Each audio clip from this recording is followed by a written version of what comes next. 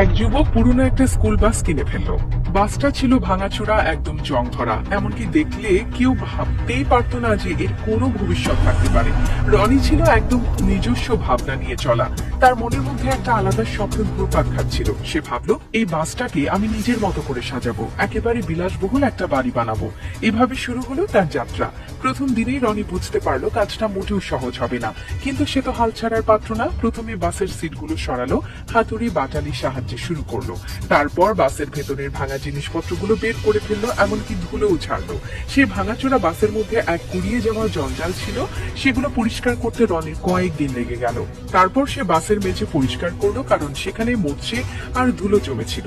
2 বছর ধরে রনি এই কাজগুলো করে চললো। সে নিজেই মিস্ত্রিদের সাথে কাজ করলো।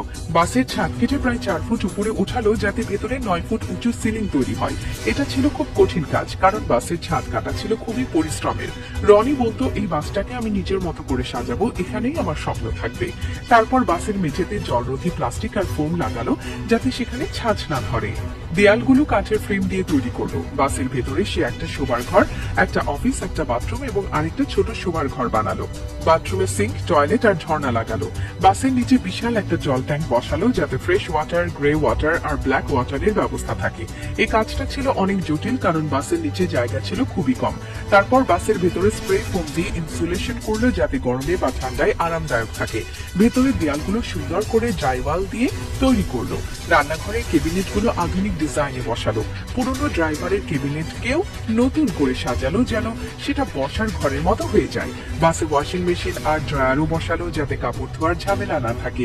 বাসের ছাদে সে একটা ডেক বানালো, যেখানে রেলিংও লাগালো। এখানে সে তার বান্ধবী কেলসিকে বিয়ের প্রস্তাব দেবে।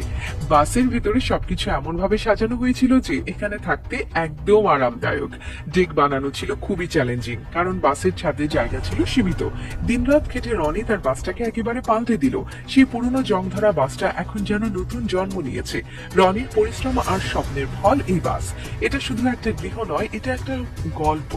রনি সে অদম্য মনোভাব, তার ইচ্ছা শক্তি আর পরিশ্রমের গল্প। এই বাসটা এখন রনির স্বপ্নের ঠিকানা, যেখানে সে তার জীবনের নতুন অর্থ খুঁজে পেয়েছে। আর হ্যাঁ, কেলসিকেও বিয়ের প্রস্তাব সে বাসের ছাদে বসেই দিয়েছিল।